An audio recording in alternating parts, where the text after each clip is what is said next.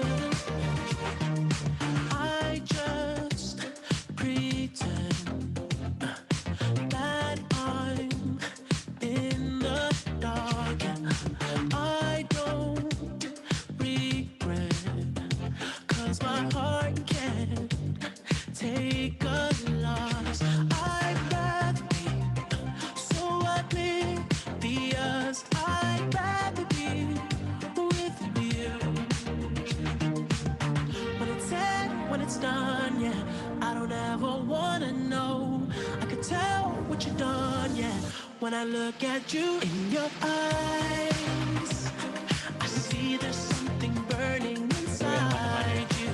Kiper MDRT dia pasti jalan-jalan udah jamin 100%. Udah berapa puluh negara nih udah.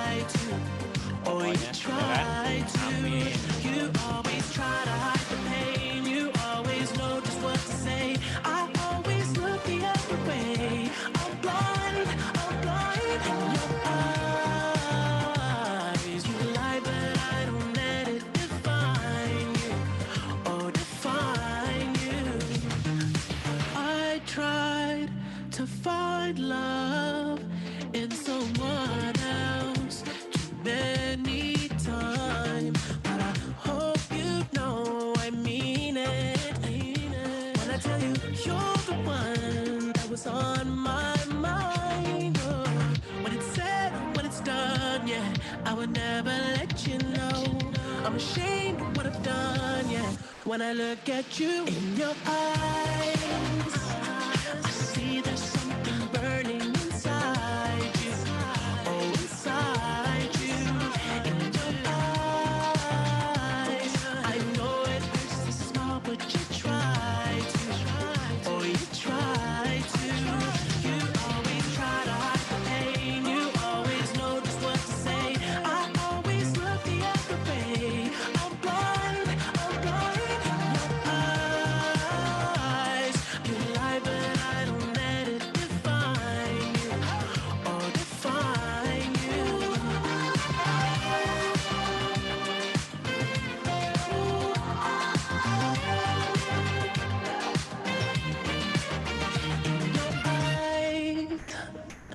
I see there's something burning inside you. Oh, inside you. You always try to hide the pain. You always know just what to say. I always look the other way. I'm blind in your eyes. You lie, but I don't let it define you. Oh, define you.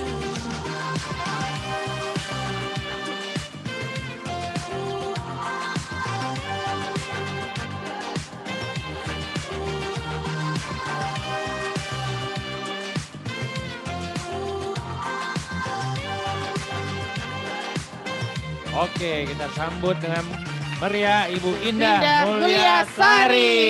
Yeah. Silakan.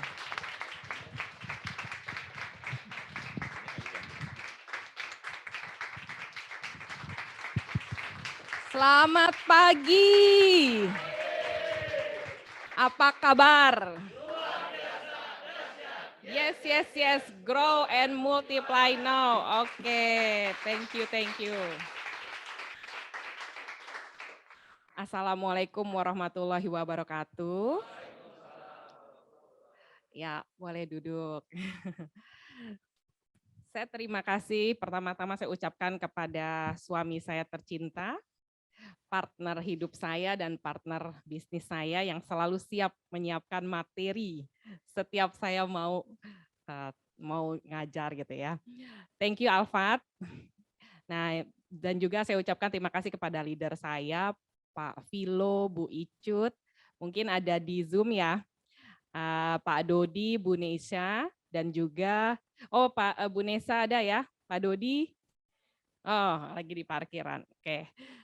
Thank you juga kepada para BOD, Pak Herman, Pak Henry, Pak Wahidin, Pak Krisdianto, dan Pak Pendi Wongso. Oke, dan juga ada teman saya Bu Narita di Zoom ya, katanya mau ikut dari sesi pagi aja gitu. Thank you Bu Narita udah hadir, pembicara kita yang kedua ya. Oke, hari ini saya coba mau bawakan tema effective approach ya. Coba ya. Oke. Nah, chapter 0 dulu. Hari ini saya mau bawa 3 chapter. Betul ya Pak ya, 3 chapter. Betul. Oke.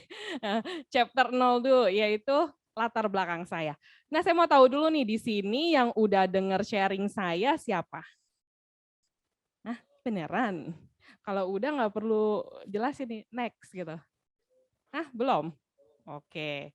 Jadi alhamdulillah saya terlahir dalam keadaan yang cukup ya. Jadi suaranya double.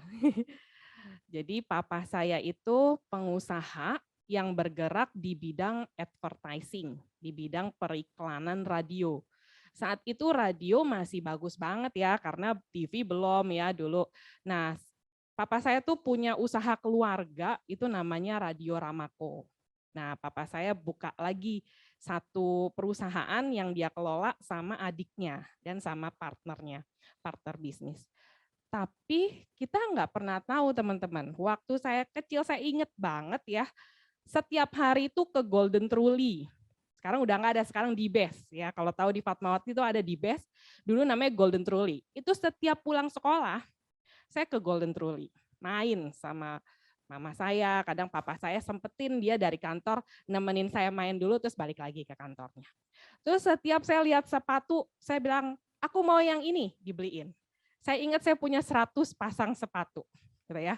Pokoknya mama papa saya tuh sayang banget sama saya, baik banget gitu. Pokoknya, Indah mau apa? Oh saya mau beli baju, mau jadi Google 5 gitu kan.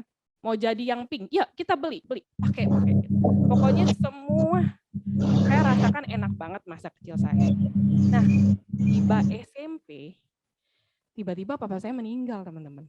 Ya, nggak ada sakit-sakit yang aneh-aneh. Papa saya nggak pernah masuk rumah sakit dan dia takut banget yang namanya ke dokter, gitu ya. Nah, tiba-tiba papa saya tuh sepertinya sakit hati ya.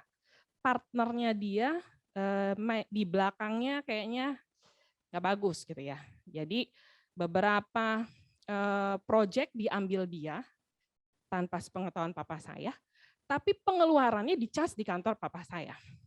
Nah, pokoknya papa saya percaya banget sama dia. Tiba-tiba pas papa saya tahu, wah kacau bisnisnya. Papa saya kena serangan jantung, cuman 2 hari aja di rumah sakit meninggal. Ya, hari itu ibu saya nggak pernah tahu bagaimana caranya ngejalanin bisnisnya, nggak tahu bagaimana caranya nagih piutang. Yang ada hutang jatuh tempo semua. Itu benar loh, hutang tuh nggak mau nunggu gitu loh. Padahal papa saya baru meninggal, hutang jatuh tempo semua. Ada yang datang tuh ke rumah, bank segala macam, dan kita harus keluar dari rumah secepatnya. Dan kita pindah, bayangin teman-teman yang biasanya saya kemana-mana pakai mobil, diantarin supir. Sejak itu, saya harus pindah ke rumah nenek saya di Cipete, di Jakarta Selatan. Nggak ada mobil, dan kita hidup susah. Dalam waktu sekejap, 180 derajat saya berubah total. Hari itu ibu saya cuma bilang gini, Indah, mama nggak minta kamu kerja, mama cuma minta kamu sekolah yang benar. Mama cuma minta kamu ranking 1 bukan di kelas, tapi 1 angkatan. Hah? Saya bilang, ranking 1 di kelas aja saya nggak pernah. Jujur ya teman-teman, waktu masih ada papa saya itu raportnya warna-warni. Ya. Kalau muridnya 40, saya ranking 38. 36 udah bagus. Papa saya nggak pernah marahin saya, dia bilang nggak apa-apa. Nggak harus jadi yang terbaik kok, yang penting sekolah.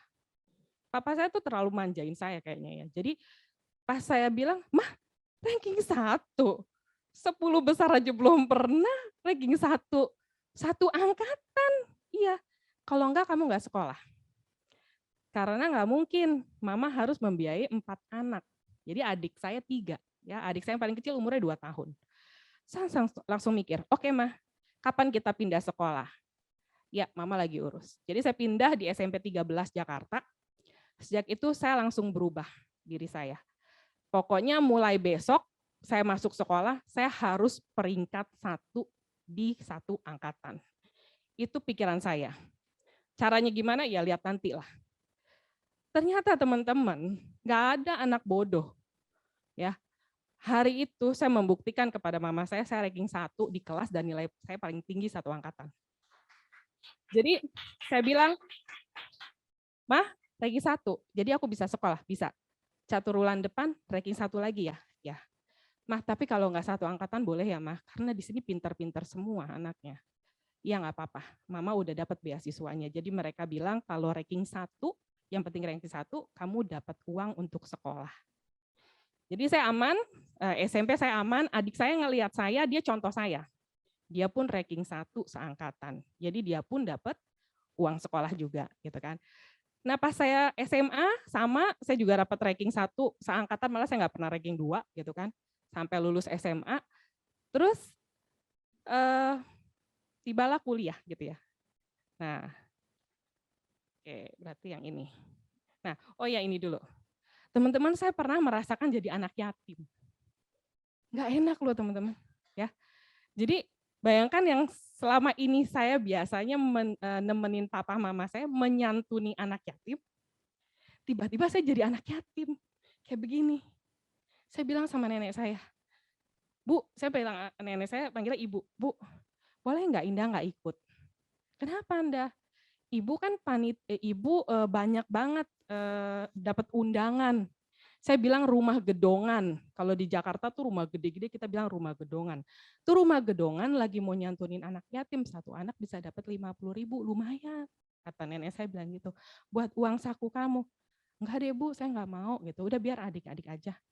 Kenapa saya nggak mau teman-teman? Nggak enak teman-teman diginiin, palanya diusap-usap gitu kan ya. Ya. Saya merasa hidup nggak adil banget bagi saya. Kenapa sih untuk dapetin duit, pala harus diusap gitu. Kalau mau ngasih, ngasih aja gitu. Nggak usah digini-giniin gitu. Saya jujur sebagai anak yatim, saya ngerasanya nggak fair bagi saya gitu. Saya bilang, kayaknya saya bukan orang yang harus minta-minta duit deh gitu ya. Kalau mau beramal, beramal aja. Kenapa sih harus duduk rame-rame, palanya diusap-usap, dikasih duit, terus kita menyaksikan kekayaannya mereka. Nggak enak teman-teman rasanya. Sejak itu saya bilang sama mama saya, suatu saat nanti mah, kita ada duit, kalau mau kasih ke anak yatim, kasih aja mah, gak usah dipanggil. Saya jujur aja nggak enak rasanya digituin. Dan saya merasa kesenjangan sosial. Saya bilang, wah kok nggak adil banget ya sama hidup saya. Saya harus duduk pakai baju biasa aja, nggak boleh pakai baju bagus. Kelihatan susah, salaman diusap-usap, dikasih duit, dikasih makan. Jujur ya teman-teman, ini saya ngerasain sendiri ya, nggak enak rasanya. Jadi semenjak itu saya bilang sama mama saya, sama mertua saya juga, kalau mau kasih, mau sumbang, kasih aja kepada yang menyalurkan. Terserah dia mau pakai untuk apa. Kalau kita mau nyekolahin dia, kasih aja langsung untuk sekolahnya. Karena rasanya nggak enak ternyata. Nah, kebaikan Tuhan saat kuliah dan bekerja. Jadi, karena saya tidak mampu teman-teman, saya ini waktu masuk kuliah, saya yakin banget diterima di UI. Gitu. Yakin banget, percaya diri banget. Karena saat itu saya punya pacar, itu sekolahnya di UI. Setiap hari saya dikasih pelajaran sama dia, kamu pasti diterima di UI. Tapi kamu pilihnya ini sama ini ya. Gitu. Cuman, bukan Alfa, belum ketemu.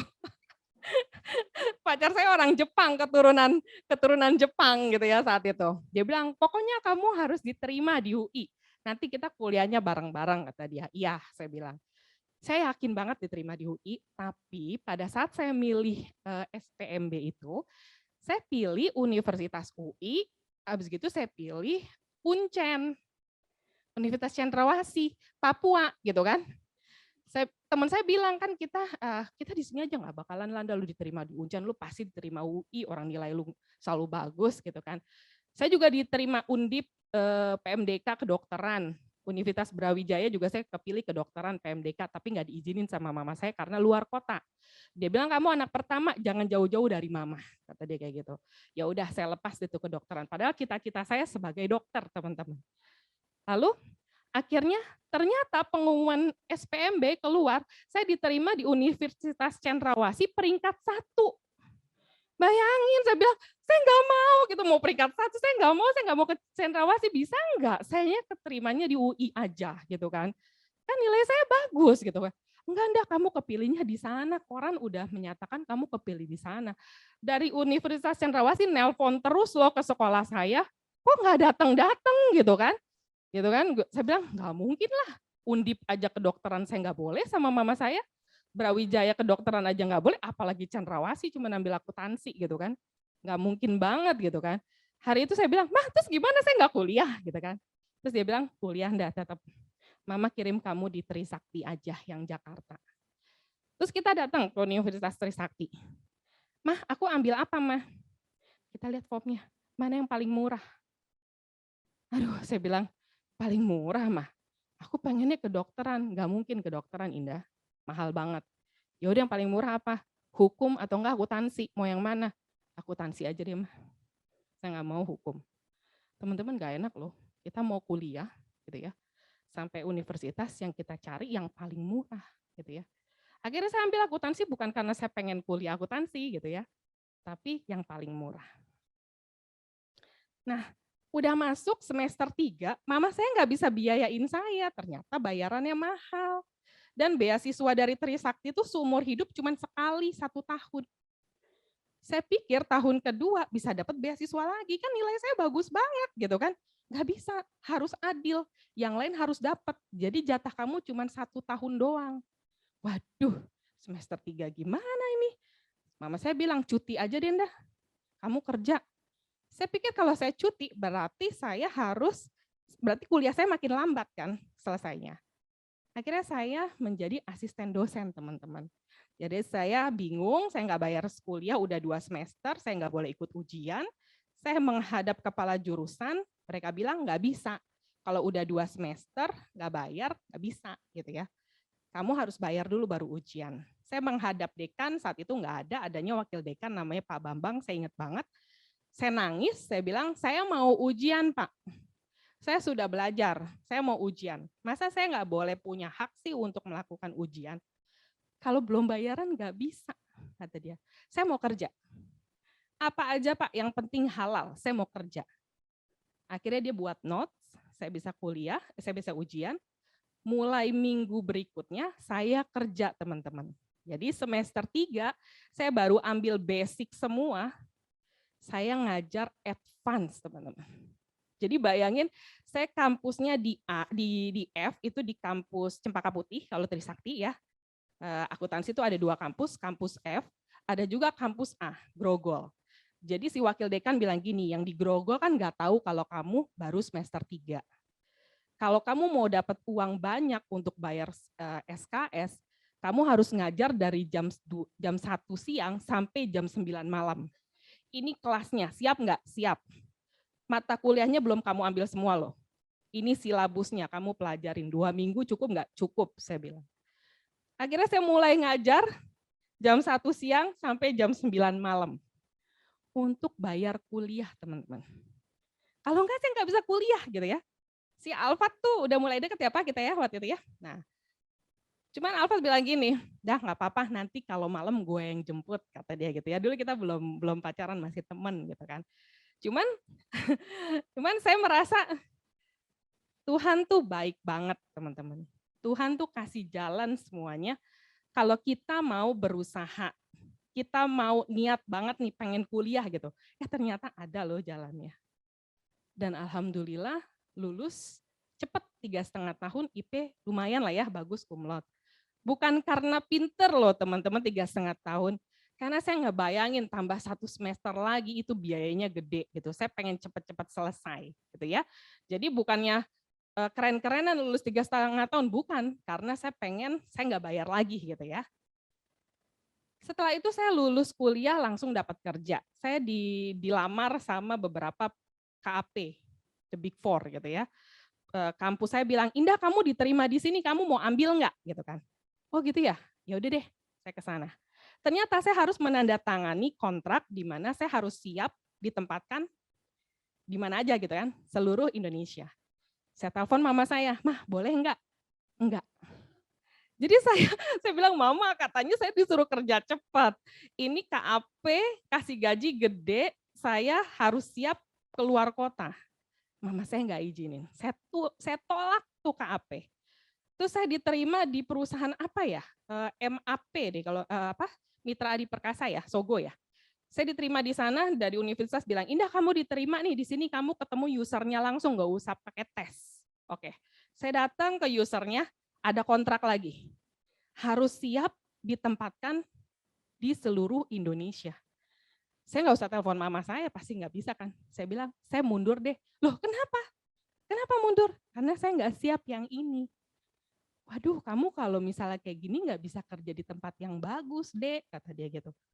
Kamu harus cari perusahaan lokal yang nggak ada cabangnya, itu paling gajinya berapa, 2 juta kali, kata dia gitu kan. Saya tuh bingung loh, saya diterima perusahaan bagus, tapi ibu saya nggak izinin gitu kan. Akhirnya mama saya bilang gini deh Indah, saya kenalin kamu sama sahabatnya mama. Dia itu pejabat di pemerintahan. Oke, saya ketemu, dia bilang, oke kamu kerja sama teman saya di perusahaan konsultan. Saya bilang, saya minta gaji besar ya, saya bilang gitu. Saya nggak mau kalau cuma digaji seperti yang lain ya. Kenapa? Gitu kan. Ketemu bosnya. Karena saya menanggung keluarga cukup besar. Paling tidak saya harus dapat gaji pokok sekitar 2,5 juta gaji pokoknya aja.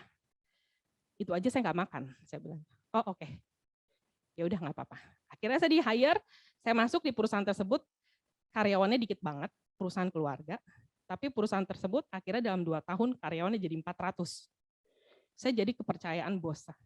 Dan dia bilang, setiap bulan ya gaji pokok saya kecil teman-teman, tapi bonus saya bisa 20 kali gaji. Jadi benar-benar bos saya ngerti saya butuh uang, makanya saya betah. Cuman teman-teman, yang namanya kerja di konsultan, itu waktunya benar-benar nggak terbatas ya. Jadi saya termasuk orang yang kalau misal dikasih tugas bakal saya kerjain gitu kan. Bos saya tahu tuh, Indah mau datang siang nggak apa-apa, jam 11 juga sampai kantor juga nggak apa-apa, tapi bisa nggak pulang. Karena proyeknya harus beres gitu kan. Saya mikir anak saya masih kecil, jarang ketemu mamahnya. Papahnya tahu sendiri kan tadi lihat ya, papanya kerjanya di Trakindo, 3 bulan sekali baru pulang gitu kan. Saya mikir wah anak saya kasihan banget ya, nggak ketemu emaknya kadang-kadang nggak pulang gitu ya, kadang-kadang 2 hari di kantor, ntar pulang, kalau pulang pergi lagi siang-siang. Papahnya 3 bulan sekali pulang cuman 1 bulan, habis gitu pergi lagi. Ya, sampai pernah kita di bandara, lagi jemput papahnya, dia bilang gini, anak saya, itu papa, dipeluk loh papahnya orang. Ya, dia nggak kenal sama bapaknya sendiri. Giliran di depan matanya bapaknya, dia nangis karena udah berubah kan, udah bewokan gitu ya, 3 bulan nggak dicukur itu bewokan banget dia gitu kan. Anak saya takut, siapa? Ini papa kamu gitu ya. Setiap 3 bulan teman-teman, saya kalau jemput suami saya, anak saya ketakutan. Jadi perlu penyesuaian dulu sama Alphard gitu ya. 1 bulan udah deket, harus ditinggal lagi. Coba bayangin, gak enak banget rasanya ya.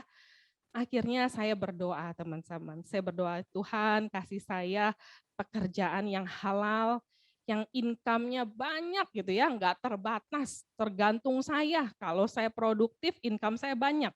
Saya lagi males berarti ya income-nya sedikit gitu ya. Pokoknya doa saya yang produktif, income-nya besar, halal ya. Dan saya bisa mengatur waktu saya dengan fleksibel. Nggak seperti ini kerjaan ini benar-benar luar biasa, saya udah ambil waktu hidup saya sama kantor saya gitu ya. Ternyata teman-teman tahun 2011 akhir doa saya terjawab teman-teman. Jadi ada satu teman saya di kantor, dia bilang, Indah gue sekarang jalanin asuransi Prudential jadi agen kata dia. Oh jadi agen? Prudential, gue punya polis nih 3, agennya nggak aktif, agennya izin katanya udah nggak aktif lagi. Soalnya sibuk dia dokter gitu kan. Kemarin anak gue klaim dibayarin gede loh, padahal nyetornya belum ada setahun, bayar klaim 9 juta, saya bilang gitu kan. Asuransi itu bagus ya, Prudential bagus, kenalin dong sama leader kamu, saya pengen dia jadi agent saya bilang gitu. Oh boleh. Biasanya kalau leader dengar ada yang mau ketemu seneng banget gak sih? Seneng banget apa seneng aja? Saat itu langsung loh saya ketemu di UOB, saya bilang, namanya waktu itu Bu Icut ya, saya panggilnya Tante saat itu. Tante, saya mau dong, Tante jadi agent saya. Agent saya nggak aktif, soalnya sibuk banget jadi dokter gitu. Terus kata Bu Icut gini, Indah nggak bisa pindah agent, Indah aja jadi agent. Dia bilang gitu. Oh bisa ya? Ya udah boleh, saya aja jadi agent. Syaratnya apa? Gitu kan. Syaratnya cuma foto aja kok di balik pintu, di balik tembok gitu kan. Ya udah saya foto, saya nggak bawa CV loh, nggak apa-apa, tanda tangan aja di sini. Oke. Jadilah saya jadi agent. Tujuannya untuk apa? Servis diri sendiri teman-teman. Cuman saat itu Bu Icut pintar, dia bilang ada bisnisnya juga. Coba aja datang ke kantor. Saya datang ke kantor. Saya cuman ngeliat gini teman-teman. Hah? Income-nya 30% dari omset. Artinya kalau saya bisa menghasilkan omset banyak, income saya banyak. Wah doa saya terjawab nih. Gitu ya. Hari itu saya langsung klik. Berarti doa saya selama ini saya minta pekerjaan yang income-nya tidak terbatas terjawab. Terus saya tanya, ini enggak harus setiap hari ke kantor kan? Enggak, oh berarti waktunya fleksibel. Di bulan November 2011 saya bilang, Bu Icut, saya mau keluar dari kantor saya mau full time di sini. Karena ini pekerjaan yang saya minta sama Tuhan selama ini.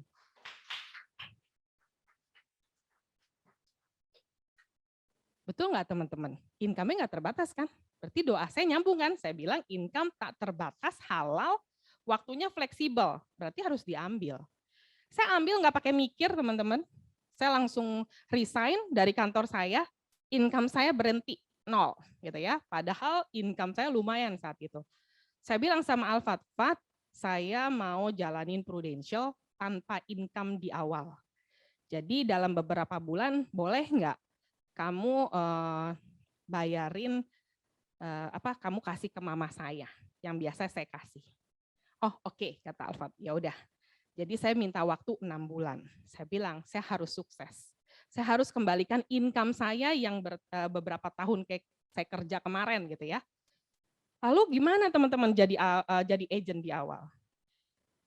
Cuman modal semangat teman-teman, saat itu cuman bisa prospek textbook dengan skrip ya, market survei cerita Pak Ali gitu kan. Saya banyak banget prospeknya, tapi banyak sekali penolakan karena saya nggak tahu bagaimana menjawab keberatan nasabah secara elegan gitu ya. Dan saya nggak mengerti apa sih pentingnya profesionalisme dan servis di dalam pekerjaan ini. Sampai akhirnya saya mengenal MDRT di tahun 2017. Ya, sejak itu saya baru tahu, oh ternyata ada MDRT nih. Karena saya merasa apa yang saya pelajarin, apa yang saya praktekkan dalam 5 tahun saya berkarir, saya ada ketidakpuasan gitu. Kenapa? Karena nasabah saya mulai komplain. Ngerasain nggak sih teman-teman, kita punya polis cuman unit link tok ya. Waktu kita join 2012 itu, produknya cuma PAA, PSAA, nggak ada lagi kan. Dan itu saya jualannya dulu pakai market survey rekening 2-in-1, jadi 70% premi, 30% saver. Apa yang terjadi? Di tahun kelima nilai tunai nggak sesuai dengan yang ada di ilustrasi kan, karena turun posisinya. Banyak yang komplain. Saya mikir, saya kerja di sini nggak main-main nih, saya sudah keluar, saya dapat nasabah waktu itu udah sekitar 200 orang, gitu kan. Nah, apa yang harus saya lakukan nih sama nasabah saya yang pada komplain, gitu ya. Sampai akhirnya tahun 2017 saya ngelihat One Vision undang Bu Janet Ma saat itu, ya. Saya ngeliat nih kayaknya pinter nih, gitu ya. Terus saya juga tahu dari Pak Akbar ya, itu agent pertamanya Prudent kata dia. Ini kayak pinter, saya harus berguru sama dia gitu ya. Suami saya bilang gini, kamu jadi mentisnya aja, saya bayarin. Jarang-jarang loh suami saya mau bayarin mentoring gitu ya, mahal lagi hari itu. Saya bilang, mahal loh Pak gitu, nggak apa-apa, saya bayarin. Kayaknya kamu harus belajar daripada kamu nggak bisa menjawab kekecewaan nasabah. Ya. Ini portofolio saya selama di asuransi ya, selama di Prudential. Waktu pertama, makasih teman-teman. Pertama kali saya join, saya nggak menyia-nyiakan waktu ya teman-teman. Bagi teman-teman yang baru join di industri ini, di tahun pertama kalian pastikan start club dan naik AAD. Karena pertama kali saya join, akhir tahunnya, saya dapat Aum Bali, Barcelona, promosi UM. Ya, waktu itu masih sendirian. Kenapa? Karena saya mau mengganti income saya yang tiba-tiba menjadi 0 kan di Prudential. Kalau diawali dengan benar, ke depannya enak teman-teman. Jadi bagi yang baru, pastikan tahun ini wajib prestasi ya dan promosi. Saya tahun 2017 baru tahu MDRT. Semenjak saya ikut komunitas MDRT, saya jadi tahu bahwa pekerjaan ini nggak bisa main-main. Kita jual satu produk di mana produk tersebut itu masa depannya nasabah. Jangan sampai yang dibeli nasabah nggak sesuai dengan harapannya dia, gitu ya. Sejak itu teman-teman, saya datang ke 200 nasabah saya dan saya minta maaf sama mereka bahwa ada kekeliruan pada saat awal saya menjelaskan programnya. Apa yang terjadi? Yang aktif tinggal 150. Yang 90 yang berapa tuh berarti? 50-nya tutup. Ya. Dan saya harus nerima itu. Daripada ke depannya lebih serem lagi buat saya. Ada satu nasabah saya nabungnya 50 juta per bulan. Dia marahnya kayak apaan tahu teman-teman. Dia bilang, Indah, perasaan kamu cerita sama saya, nabungnya cuma 10 tahun aja. Habis gitu, saya nggak perlu setor, dan saya tinggal menikmati nilai tunainya, dan saya bisa mendapatkan manfaat kartu rumah sakitnya sampai usia 75. Kok kamu bilang saya harus bayar terus? Saya jelaskan, saya ada keliru Pak, jelasin di awal. Konsep unit link yang Bapak ambil adalah seperti ini. Marah nggak teman-teman? Marah 50 juta per bulan gitu. Ekspektasi dia 5 tahun udah berapa miliar gitu ya. Ekspektasi di ilustrasi saya jelasin yang paling tinggi lagi. Gitu kan. Sedangkan saat itu dapatnya cuman di paling rendah gitu kan. Paling rendah aja udah bagus, nggak di bawah itu gitu ya. Tapi hari itu dia diam, dia bilang, "Oke, saya menghargai kejujuran kamu. Kamu klarifikasi di 5 tahun setelah saya setor. Kalau gitu saya buat yang baru lagi." Hah? Jadi Bapak nggak marah sama saya? Enggak. cuman saya kecewa aja, kok kamu bisa salah ngejelasin di awalnya gitu kan. Kamu harus ngomong loh sama nasabah-nasabah kamu yang lain daripada nanti mereka kecewa. Iya Pak, saya akan datang ke seluruh nasabah saya. Kalau gitu tolong buatkan saya kartu rumah sakit terpisah dari polis ini. Jadi polis ini manfaatnya bukan kartu, tolong bikinkan saya hospital cover yang terbaik yang black card. Dia bilang. Jadi hari itu saya malah closing lagi 150 juta deh kalau nggak salah. Ya. Jadi teman-teman, sebetulnya tugas kita jangan sampai gini loh, nanti tahun ke-10, ini kan saya tahun ke-10 ya, alhamdulillah sih udah nggak ada yang komplain gitu ya, karena 150 orang itu sudah ngerti apa yang dibeli bukannya investasi gitu ya. Jadi saya nggak deg-degan, saya nggak ngebayang kalau 5 tahun yang lalu saya nggak konfirmasi sama mereka, tepat tahun ini saya diserbu sama 200 nasabah saya nggak sih? Pandemik lagi. 5 tahun lalu belum pandemik, jadi belum butuh uang mereka. Sekarang, kalau pas lagi nggak punya duit, dia lihat nilai tunainya nggak ada, apa yang terjadi? Ya kan? Untung saya putuskan 5 tahun yang lalu, saya konfirmasi sama mereka. Bagi yang tutup polisnya, memang dia bukannya nasabah saya yang harus saya servis, harus legowo. Kan kerja kita ini pada saat terjadi kontrak, kerja kita dimulai sampai kapan? Sampai kita duluan yang meninggal, atau nasabah kita yang meninggal, bukan? Jadi kalau dia memutuskan untuk tutup, artinya bukan tugas kita untuk servis dia ke depannya. Jadi hari itu saya legowo 50 nasabah saya lebih itu tutup, dia nggak mau lanjut lagi, is okay, artinya tugas saya sudah selesai sama mereka. Saking buruknya image produk dan agen asuransi, sampai pelaku bisnisnya tidak percaya diri mengakui bahwa dia sedang menjalankan bisnis asuransi. Kenapa? Karena 2 hal ini, reputasi dan hubungan baik. Ya nggak sih? Banyak sekali saya ikut mentoring, saya jadi mentor. Banyak sekali mentis saya, udah tahun ketiga ya, masih merasa ini pekerjaan tuh nggak wow gitu. Reputasi gue, hubungan baik gue bisa rusak nih kalau gue ngejalaninnya nggak benar gitu kan. Terus bagaimana caranya? Teman-teman pastikan kita harus bisa melakukan effective approach supaya reputasi dan hubungan baik kita akan tetap terjaga. Ini adalah Sun Tzu, ya, ahli strategi Tiongkok kuno yang strateginya masih dipakai sampai detik ini loh sama para pebisnis sukses. Dia bilang kayak gini, kenali lawanmu dan kenali dirimu sendiri. Maka kau akan memenangkan 1000 pertempuran. Dia loh yang ngomong, Sun Tzu. Ya. Terus bagaimana diaplikasikannya ke pekerjaan kita?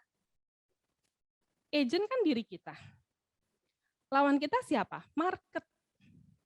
Nah, bagaimana kita mengoptimalisasi market yang ada di depan kita? Itu tugas kita. Jadi kita benar-benar kenali nih lawan kita nih seperti apa. Dan yang paling utama yang kita harus kenali adalah diri kitanya. Diri kita nih seperti apa. Jangan sampai kita nggak tahu jati diri kita. Nah, chapter 1 ya. Bagaimana caranya mengoptimalisasi market? Yang pertama saya belajar dari Bu Miliana ya, mentornya MDRT-nya Prudential ya. Saya belajar dari dia bilang gini, mengoptimalisasi market itu yang pertama dengan cara prospecting wheel. Maksudnya apa sih? Maksudnya adalah sebuah metode dalam memetakan natural market kita, di mana kita senantiasa selalu mengupdate informasi tentang mereka. Karena dalam 12 bulan terakhir, kita tuh bisa mengetahui bagaimana kondisi teman, kerabat, bahkan relasi kita loh. Karena sekarang enak banget kita bisa lihat di sosial media. Ya.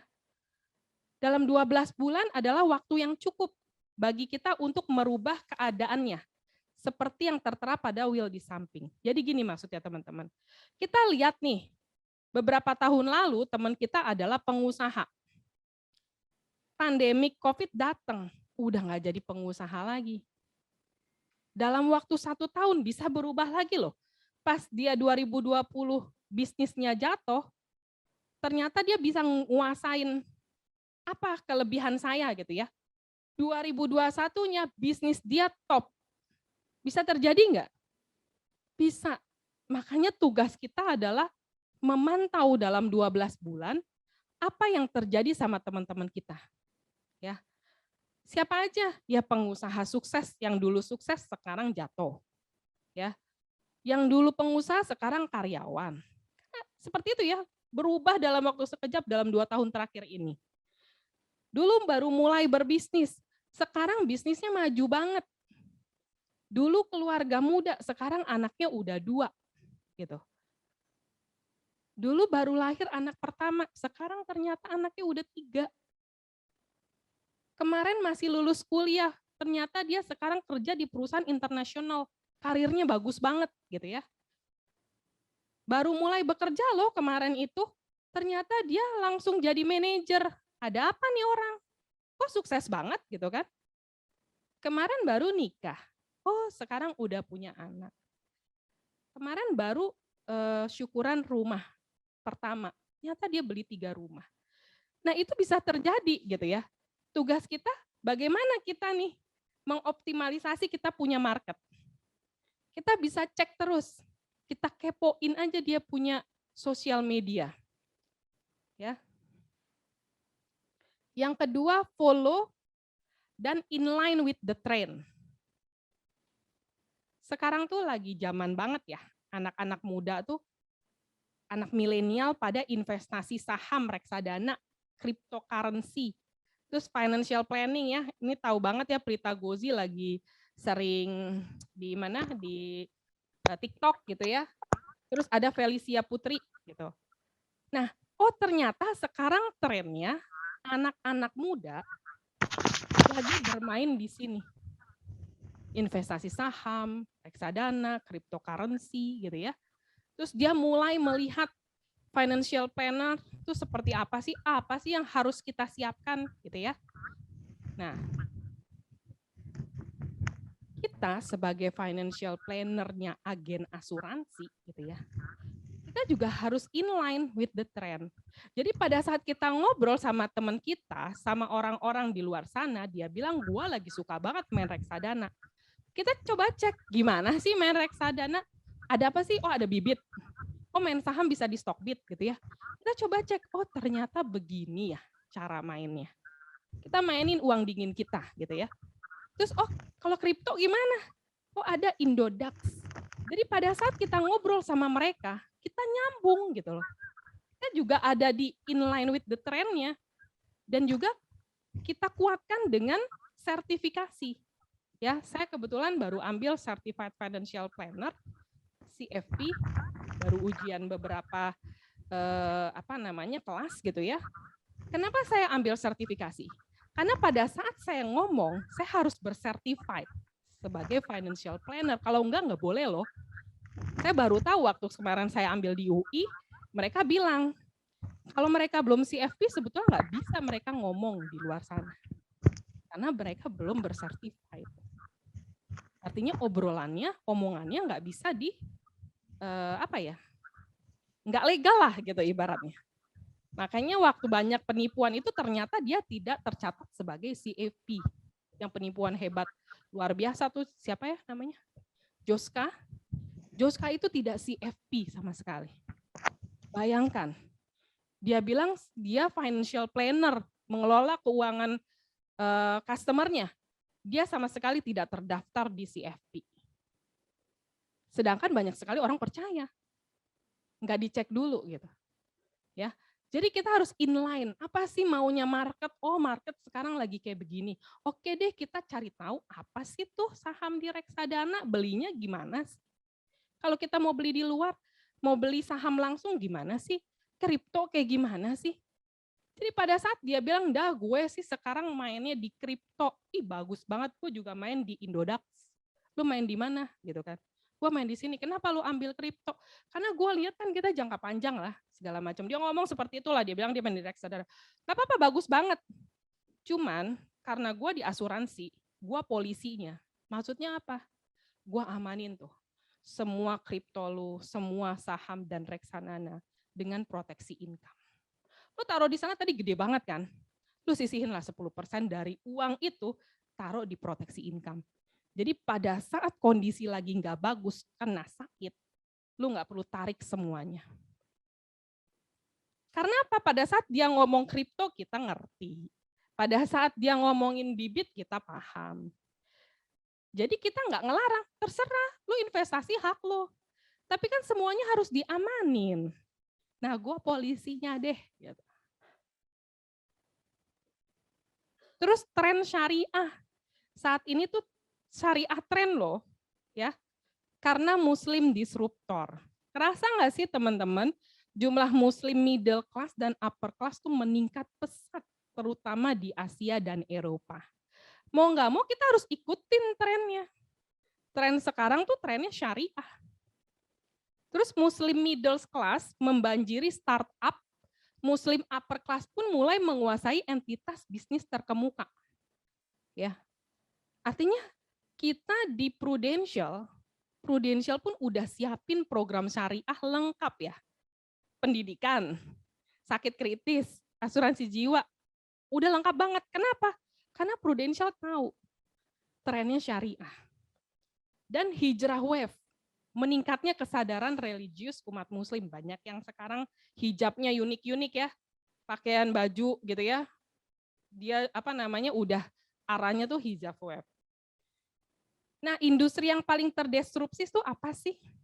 Ya, di tren saat ini fashion, food travel, media entertain, bahkan financial.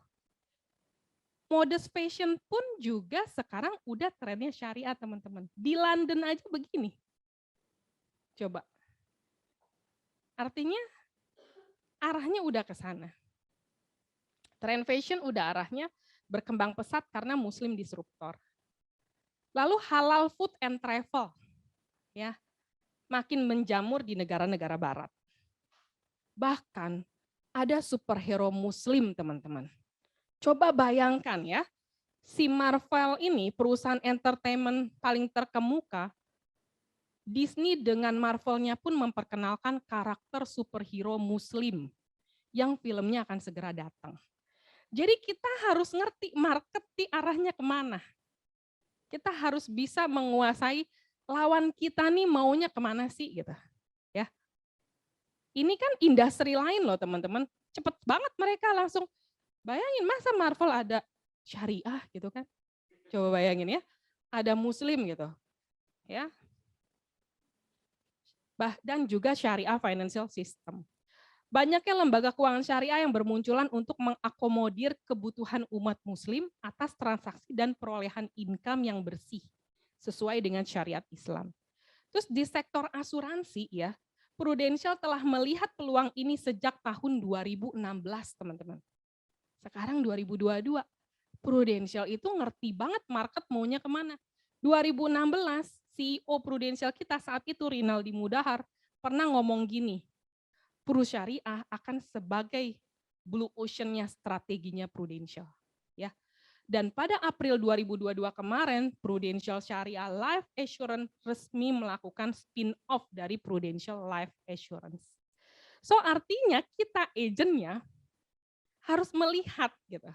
Kenapa ya Prudential ngeciptain banyak banget produk syariah? Kenapa ya tradisional dibuka?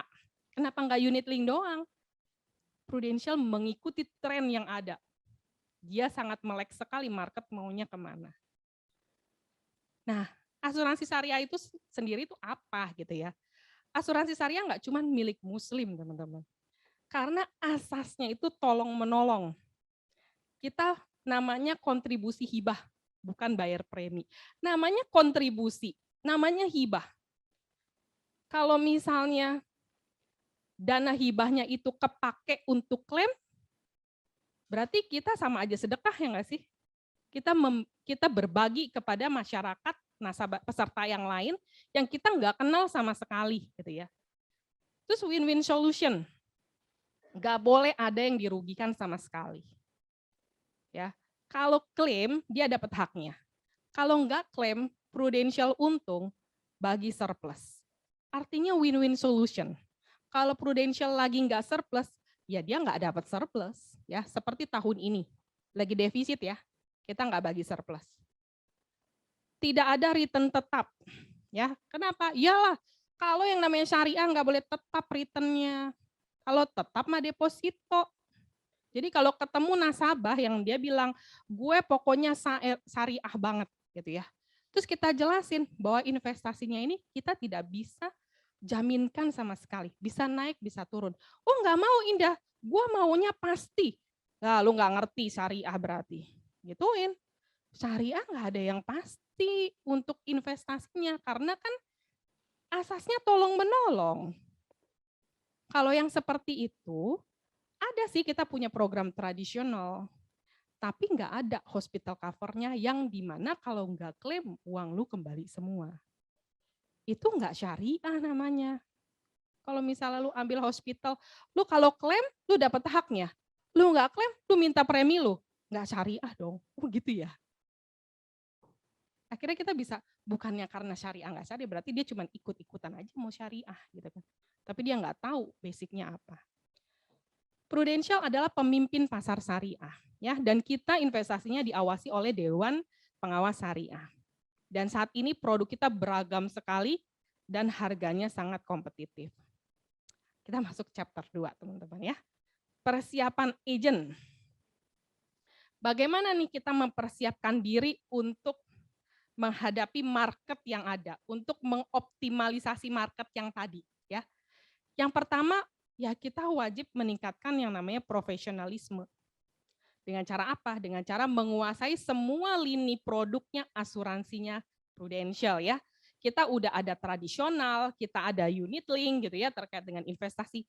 Dan pastikan kita benar-benar paham sebelum menjual gitu. Jadi jangan sampai pada saat jual kayak saya gitu. Saya nggak ngerti. Ternyata ke depannya itu tidak ada yang namanya sesuai dengan ilustrasi kalau yang namanya unit link. Ya. Dan menjunjung tinggi kode etik profesi jasa keuangan. Lalu service excellence ya. Service excellence dengan cara apa? Seperti yang tadi saya sampaikan. Pada saat kita kontrak dengan nasabah, artinya kita siap menservis dia. Sampai kapan? Sampai siapa duluan yang meninggal. Kita dulu atau dia dulu. Ya. Dengan service excellent itu tujuannya apa? Tujuannya supaya nasabah tuh tahu kalau kita masih ada di sini. Nasabah aman merasa agennya masih ada. Kalau mau klaim dia nggak perlu pusing, dia telepon kita. Ya. Terus impact-nya apa? Kita dapat rekomendasi dan referensi karena dia percaya sama kita. Lalu selalu meningkatkan knowledge dan skill set yang diperkuat dengan sertifikasi. Ya. Kita bisa ngikutin banyak acara di agency, Prudential ya, bahkan di luar training eksternal yang mendukung gitu ya. Karena profesional itu artinya certified ya, bersertified. Kalau kita dengar Robbie October ya, kenapa dia selalu diawali dengan dia bersertifikat ini gitu kan? So artinya kita percaya loh dia ngomong karena dia profesional. Dia bersertified. Sama kita juga agen asuransi harusnya bersertified kalau kita mau dinyatakan sebagai agen yang profesional. Certified itu apa? Paling tidak kita MDRT, upgrade ke standar global. Karena pada saat kita mendaftar sebagai member MDRT, kita langsung dapat sertifikasinya. So artinya kita diakui standarnya global, ya, global seluruh dunia. Lalu tambahkan lagi dengan Certified Financial Planner ya. Maka dengan bersertifikasi ini kita jadi percaya diri teman-teman. Tujuannya satu, supaya kita percaya diri pada saat kita ketemu nasabah, kita punya dasar gitu. Dan kita nggak asal ngomong. Oke. Lalu one stop financial solution. Saya ambil contoh Gojek ya teman-teman. Gojek adalah solusi transportasi, ya nggak teman-teman? Semenjak ada Gojek, kita gampang banget, saya nggak bisa nyetir, saya nggak jadi alasan nggak bisa keluar rumah gitu ya, tinggal pencet GoCar gitu ya, GoBluebird, GrabCar, bisa jalan gitu ya. Lalu dia lihat, ternyata masyarakat nggak cuman pengen solusi transportasi. Dia lihat, oh market kayaknya kalau saya bikin pengiriman cepat, GoSend, gimana ya market? Ternyata ngebantu banget nggak teman-teman? Ya, dulu kita kalau mau ngirim-ngirim 1 hari, ya 2-3 hari, ini setengah jam aja nyampe pakai GoSend yang instan gitu kan. Ternyata dia bilang nggak cuma satu solusi. Selain solusi transportasi, kita juga bisa sebagai solusi pengiriman cepat. Lalu dia lihat lagi, masyarakatnya Indonesia males-males nih, pengennya makannya langsung sampai di rumah. Dia buat solusi kuliner dari rumah. Ya, artinya Gojek melihat, oh market maunya apa lagi nih? Gua ciptain deh supaya dia pakai saya terus, pakai Gojek terus. GoClean. Ternyata susah cari pembantu. Dia bikin GoClean gitu kan. Terus GoPay, sampai akhirnya dia masuk ke finance. Dia bisa merubah loh, bayangin dulu uang cash. Sekarang saya kalau ke mall, saya nggak pernah buka dompet lagi gitu lah, bahkan ATM aja saya jarang keluarin. Kan dompet saya gede gitu kan. Aduh malas buka-buka. HP selalu di tangan, GoPay bisa nggak? Bisa. Ya. Yang mana yang nggak bisa GoPay? Bayangkan Sogo aja pakai GoPay gitu kan. Apa aja makanan, apa semua pakai GoPay. Artinya apa? Si perusahaan Gojek, dia mengenali sekali lawannya, marketnya. Dia pengen jadi nomor 1 gitu. Gimana caranya? Dia siapkan semua sesuai dengan kebutuhan market. Kita sebagai agen asuransi, dan puji syukur kita terlahirnya di Prudential, yang siap sekali sama market, yang lengkap banget dia punya program, dan cepat sekali menangkap maunya market apa sih gitu ya. Nah kita tinggal lanjutkan aja, kita menjadi one stop financial solution. Ya, selain kita sebagai life insurance, critical illness, dan hospital plan solusinya nasabah-nasabah kita juga harus ngerti bagaimana sih mempersiapkan education planning untuk nasabah kita. Tapi ingat teman-teman, non-premium minded. Ya, bersyukur kita sekarang ada Prucerah. Ya, tapi nggak semua orang, nggak semua nasabah setuju dengan program Prucerah.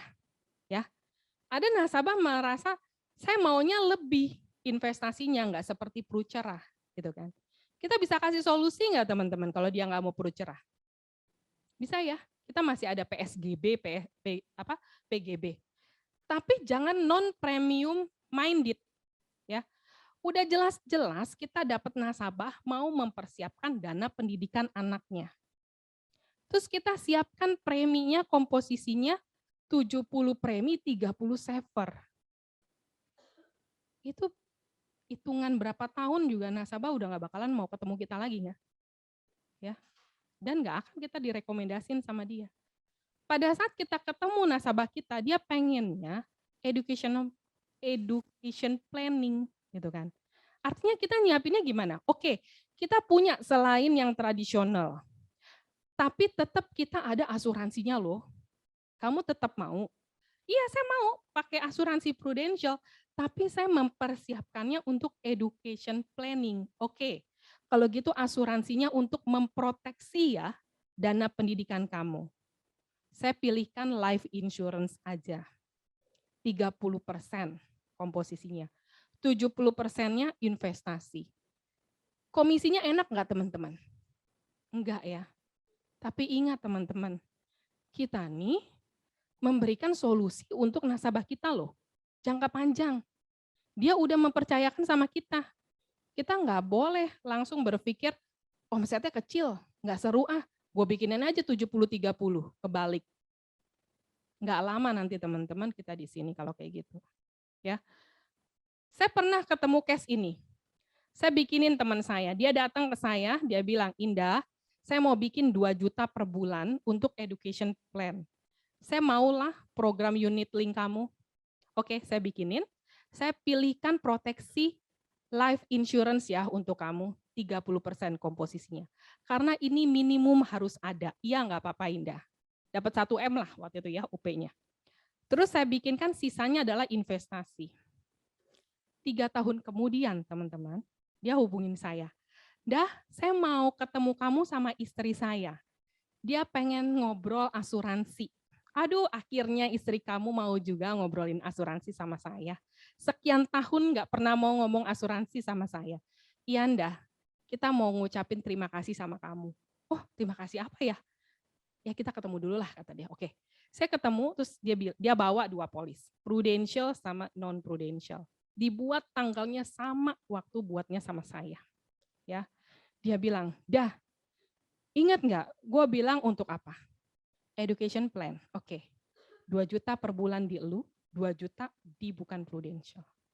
Lu tahu, tahun ini, prudential kasih return berapa ke gue? Nggak tahu, gue nggak ngitungin soalnya. Nasabah gue kan banyak, nggak cuma lu doang. 16%. Hah? Serius? Yes. Gue setiap tahun, gue buat laporan. Ini laporan gue. Teman saya laporannya canggih banget loh teman-teman. Saya aja mau belajar dari dia, gimana caranya tuh dia pecah-pecahin gitu ya, dia pintar banget gitu kan. Ternyata dia auditor sih ya. Terus asuransi selain prudential, nggak ada returnnya. Ya. Lu kasih return gue 16%, gue minus di sini. Apa sih Ndah yang terjadi kayak begini? Kok bisa agennya ngasih gue kayak begini? Padahal gue minta asuransi pendidikan loh. Sini coba gue cek gitu kan. Oh, mungkin karena 100% premi. Ya. 2 juta full premi asuransi jiwa dan sakit kritis. Tapi ini asuransinya bagus loh bro. Lebih bagus daripada gue. Gue cuman kasih lu 1M. Nggak peduli gue asuransinya. Gue cuman pengen lihat nih orang berarti nggak profesional. Gue mau tutup. Dia bilang gitu. Dia telepon langsung.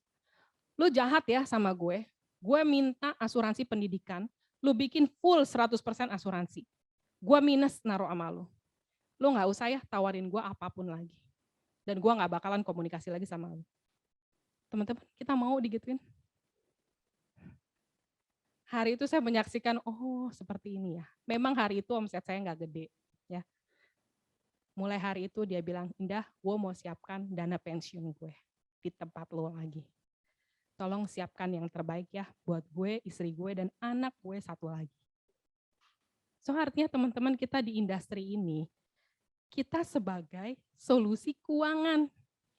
Ya, keuangan nasabah ya teman-teman, bukan keuangan kita doang. Ya. So hati-hati ya teman-teman, coba di cross check lagi. Dulu pernah melakukan hal seperti itu enggak gitu ya. Jangan sampai ke depannya kita yang pusing sendiri. Selain kita sebagai education plan, kita juga sebagai syariah insurance. Jadi nasabah kita maunya syariah, kita punya gitu ya. Terus financial planning pun kita pun belajar. Tapi jangan memberikan nasihat kalau kita belum certified ya teman-teman. Nanti nasihat kita kurang pas gitu ya kalau sebagai financial planner. Lalu investment planning kita juga bisa. Bahkan kita bisa menjadi business provider, teman-teman. Kita ketemu teman kita lagi bisnisnya agak turun. Kita bisa tawarkan bisnis kita, ya kan? Kalau ternyata dia merasa oke, dia bisa jadi partner bisnis kita. So artinya selain kita menjual asuransi, kita pun bisa menjadi education planning, syariah insurance, financial planning, investment planning, business provider, dan satu lagi teman-teman, MDRT atau professional mentor. Bayangkan Prudential juga memfasilitasi agent-agentnya yang pengen profesional. Gimana caranya? Ya masuk dong ke MDRT komunitas. Ikut mentoring. Ya.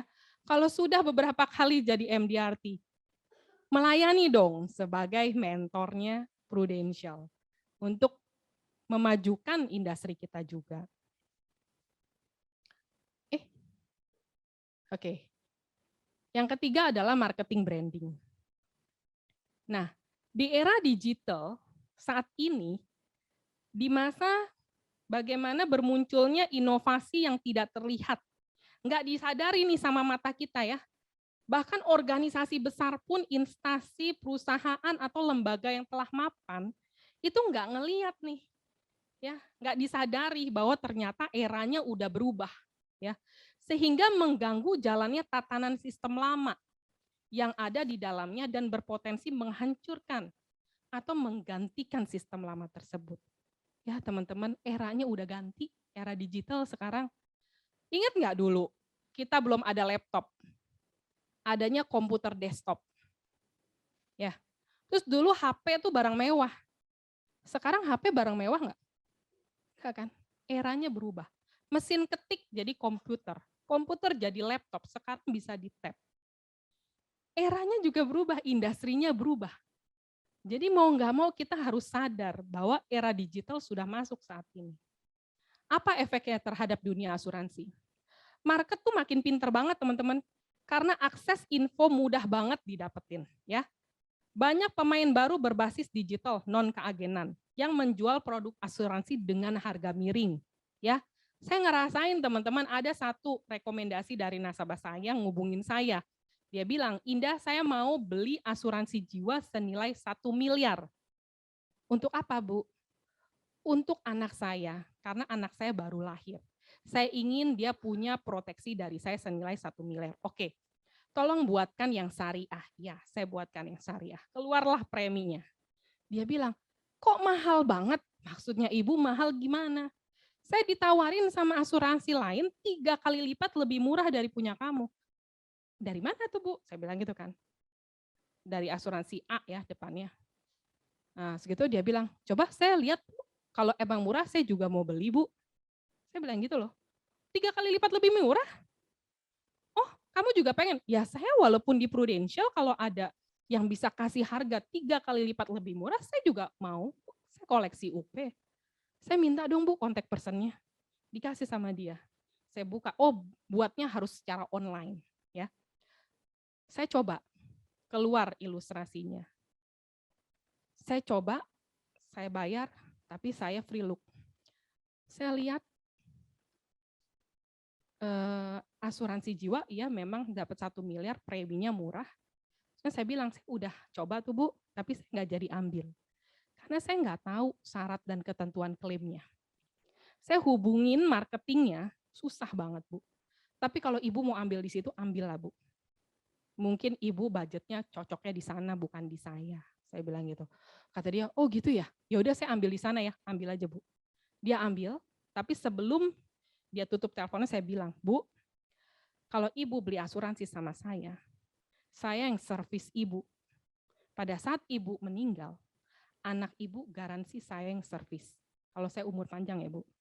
Tapi mungkin Ibu bisa tanya sama yang di sana, siapa yang akan bisa dihubungin pada saat hal itu terjadi. Dan Ibu harus kasih pesan ke anak Ibu pada saat hal itu terjadi. Oh gitu ya, iya sih sebetulnya saya maunya sama Bu Indah, tapi 3 kali lipat lebih mahal. Ya nggak apa-apa Bu, sama yang lain aja. Dia beli sama yang lain, 1 bulan kemudian dia telepon saya. Indah, bener loh kata kamu, saya udah beli tuh polisnya. Ya, saya udah bayar 1 bulan. Saya kepo, saya tanya kantornya, customer care-nya, saya tanya proses klaimnya gimana, bisa nggak dikirimin form klaimnya? Kan belum terjadi meninggal Bu. Ya saya untuk jaga-jaga kalau terjadi meninggal nanti saya kasih anak saya gitu kan. Oh iya Bu nanti ya Bu, oper ke sana, oper ke sini ya. Kok begini banget kata dia, masih hidup aja udah susah. Gimana mati kata dia gitu kan. Dia telepon saya, dia bilang, Bu Indah nggak apa-apa deh 3 kali lipat lebih mahal, saya beli sama Bu Indah aja deh yang penting tenang kata dia. Ya, so artinya memang market itu udah banyak yang murah, ternyata benar saya buat kok saya free look. Saya pikir nanti saya ngeklaimnya gimana nih kayak begini gitu ya. Bingung juga gitu. Perusahaan harus terus berinovasi ya di efek digital ini. Kerasa nggak Prudential produknya inovasi banget? Ya, setiap berapa bulan dia ngeluarin produk gitu kan. Wah keren banget ya sekarang ya. Akses pemasaran asuransi pindah ke digital, Proofforce. Coba bayangin teman-teman, kalau kita belum tahu Proofforce, pandemi COVID kita pusing loh teman-teman. Ya, artinya apa? Prudential tuh tahu market bergeraknya di mana. Sebelum pandemik dia udah siapkan digital ya.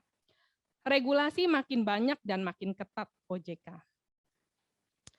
Teman-teman, waktu awal 5 tahun di awal, saya melakukan prospecting dengan cara ini teman-teman. Ya, sales proses langsung, saya janji temu sebanyak-banyaknya, hasilnya apa? Star Club, Double Star Club, promosi. Saya rasakan kok di 5 tahun itu saya sampai juga dengan adik, dengan melakukan janji temu, presentasi, follow up, handling objection, tujuannya closing, ya. Setelah itu saya service, tujuannya supaya balik lagi ke sales proses, ya. Ada yang salah? Enggak salah. Cuman kalau kita mau lama di sini, kalau caranya cuman kayak gini, kita akan kesulitan ke depannya. Ya.